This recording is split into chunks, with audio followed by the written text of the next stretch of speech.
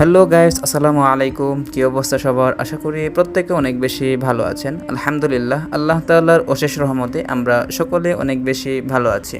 তো আজকে হচ্ছে আমাদের ছুটির দিন, আর ছুটির দিন উপলক্ষে আমরা যাচ্ছি আসলাম ভাইয়ের বিরিয়ানির দোকানে।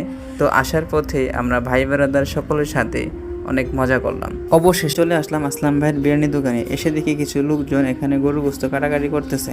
এটা হচ্ছে রান্নাঘর, আর এখানে রান্না করে থাকে, আর মানুষরা এখানে খাবার দাবার খেয়ে থাকে, অর্থাৎ খোলা পরিবেশে তারা এখানে সার্ভিসগুলো দিয়ে থাকে। আসার পথে সাথে করে আমরা তরমুজ নিয়ে আসি, আর সেই তরমুজটা আমাদের মধ্যে একজন তরমুজটা ভাগাভাগি করে বন্টন করে দিচ্ছে।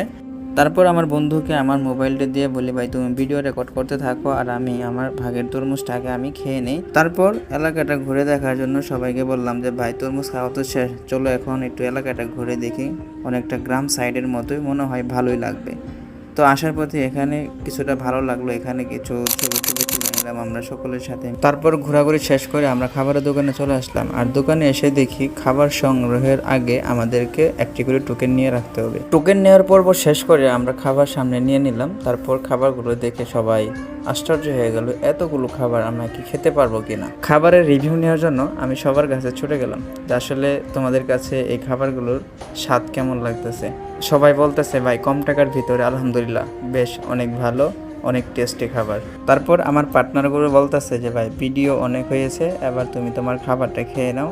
আজকের এই ভিডিওটি এ পর্যন্তই। আশা করি সকলের কাছে অনেক বেশি ভালো লাগবে। আসসালামু আলাইকুম।